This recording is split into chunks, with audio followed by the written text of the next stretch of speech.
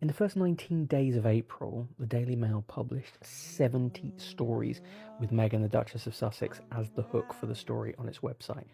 On one day, between 5 a.m. and 3 p.m., it published a story on her every 2 hours. And the following day, it published 3 stories about her in 12 minutes. These are all details that I talk about in my latest article for the New World magazine about the Daily Mail's, as the headline says, the Daily Mail's dangerous obsession with Meghan. What do you think? I think it is obsessed, and interestingly, the response to this article being posted on X has been a load of people equally obsessed with saying horrible things about a woman they don't know. So yeah, an interesting one. There was an article yesterday which I held back from my other TikTok because I wanted to do a video all by itself for this one. Because I knew the name Annabelle Fenwick-Elliott, who writes for the Daily Mail. Because, let's have a look. Her obsession with Meghan and Harry, or mostly Meghan, is I'm just watching Harry and Meghan now, and here are my thoughts. Harry, who I used to like, I think is actually pretty vindictive and a brat. Saw a side to him in the last 3 episodes that I hadn't really seen before. Harry and Meghan round 2, we're going in. It's going to take a miracle to persuade me now that I like Meghan Markle. But I'm going. Right, guys, I'm going in. Wish me luck. I'm watching Harry and Meghan. We just got to the part where she's reading out something she wrote when she was a kid. And it says, when I'm rich and famous later in life. What is it that makes Meghan so nailed down a chalkboard unlikable? Let's break it down. Netflix. I knew I'd be called a racist and a bully for daring to have an opinion about Meghan. Hi. Yeah, you asked for feedback on the trailer. Oh, there's been a lot. No. Meghan Markle has put out a new video, and I'm sorry, but I can't not read. honestly, and calling a playlist The Royals and it's just Meghan. But then you try and make fun and say Meghan is not royal anymore. Make up your mind. And this is what Annabelle thought of her article in the Daily Mail yesterday. Meghan Markle is back, guys. This time she's cosplaying as a working royal again. I wrote this article today about it for the Mail. Harry looks pretty miserable, doesn't he? They're in Jordan being humanitarians. And you just know it was too good of an opportunity for Markle Sparkle to not exploit. She is no longer the most despised member of the royal family. This is how I... It's incredible these journalists seem mad that Meghan is back in the spotlight and still trying to compare them to Andrew. But let's not get mad, let's get even. Let's just take a snippet of one of Annabelle's videos and we'll just leave it there. And Annabelle, please stay mad. I reckon I'm really arrogant. I must be, because I thought today... Sussex is a parted company with 6 more members of their team just weeks after enlisting the agency behind Meghan's cringe-worthy twerking video. But why are people just leaving them constantly? Well, joining me now, we thought we'd have a bit of fun. Broadcaster and columnist Lizzie Cundy, as a co-founder of Novara Media, Aaron Bastani. Lizzie Cundy, we must start with you. Cundy. Well, yeah, I did work for her. But yeah, no, I wouldn't work for her again. And I can understand why staff are leaving. I mean, they're leaving Why? so What was many. she like, though? Come on. I'm afraid to say they had it all. They had it all. And watching Trooping on the Colour today, I did feel a sense of sadness that they've really missed out. Oh, they blew it. They really blew it. They're complete failures. The only thing they're good at is spending money. Oh, Lizzie Cundy, how fitting a last name you bear. You all are, in fact, my people, so we're on the same page here with that one, right? Anyways, let's break it down, shall we? First of all, that is their money that they earn, so they are, in fact, free to spend it however they'd like. Jealous wenches! Second of all, can you people stop fixating on this dance video which the Duchess of Sussex posted for her daughter's 4th birthday? A child's 4th birthday. So you people are, like, let it go. And failures, you call them, Lizzie Cundy? They have 2 beautiful children, they have a beautiful home, they have very successful businesses, despite what all you naysayers say. They have millions of dollars, they're healthy, they're kind, they're philanthropic, they're helping serve any type of racial injustice in our country, which we desperately need. So that is not failure, my babe.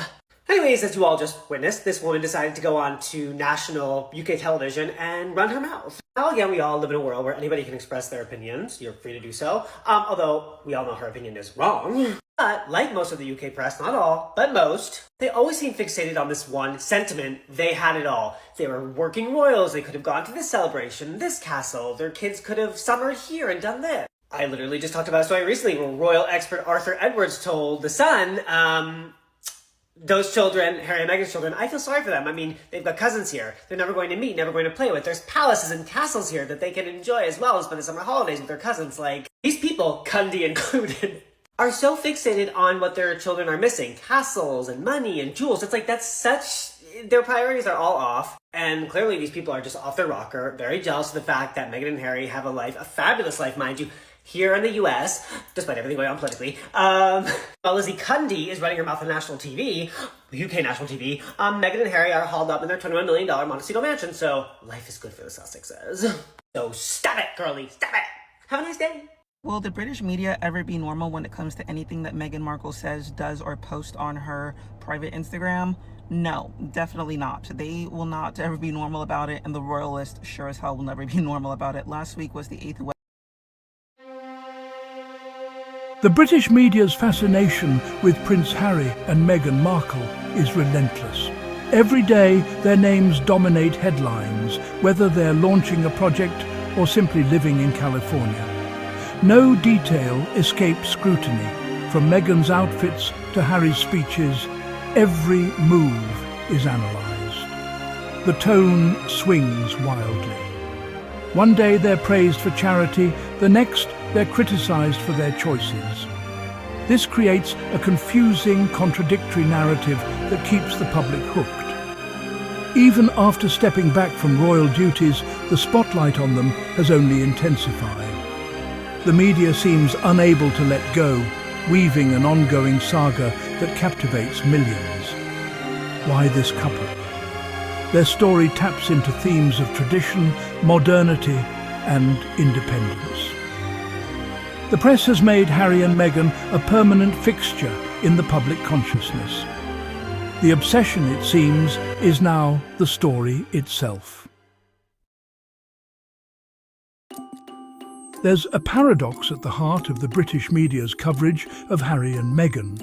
Outlets claim the public is tired of them, yet keep publishing endless stories. Headlines lament their quest for privacy, while inside pages are filled with photos of their private lives. The media complains about the very subjects it can't stop covering. This cycle keeps the Sussexes in the spotlight, fueling constant conversation. By insisting the public is over them while churning out content, the press manufactures its own news cycle. It's a clever strategy. Criticize the couple for seeking attention, then give them more. The contradiction isn't accidental, it's essential to the phenomenon. The media pretends to be a reluctant observer, but it's actually an active player. The result? A self-perpetuating obsession that the press both feeds and laments. The coverage continues, not despite fatigue, but because of it. Covering Harry and Meghan is big business. In today's media, attention equals profit, and Sussex stories guarantee clicks, shares, and sales. Outlets are driven by revenue, not just public interest. Online platforms thrive on polarizing content, and few topics spark debate like Harry and Meghan. Algorithms reward high engagement, creating a feedback loop. More clicks mean more stories. The couple's name is a brand, and that brand sells, regardless of whether coverage is positive or negative. The media isn't just responding to demand, it's shaping it. By keeping the couple in the headlines, outlets ensure ongoing interest. The obsession is a carefully cultivated, highly profitable enterprise. The story persists because the numbers demand it. In the end, it's about money, and the Sussexes are media gold. Harry and Meghan represent a new kind of royal. They've challenged tradition, advocating for openness, mental health, and social justice. Their willingness to speak out is a sharp break from the monarchy's old never complain, never explain mantra. Meghan's presence has brought conversations about race and equality to the forefront. Their activism appeals to a younger global audience and unsettles traditionalists. The media's fascination is partly a reaction to this disruption. The Sussexes have forced a confrontation between past and future, tradition and progress. Their approach redefines what it means to be royal in the 21st century. This tension fuels endless stories and debate. By pushing boundaries, Harry and Meghan have changed the game, and the press can't look away. This contradiction creates the confusing coverage we see daily. The truth? The obsession is about money, clicks, and a couple who dared to break the mold. The media needs Harry and Meghan more than they need the media. Until that's admitted, the cycle and the obsession will continue.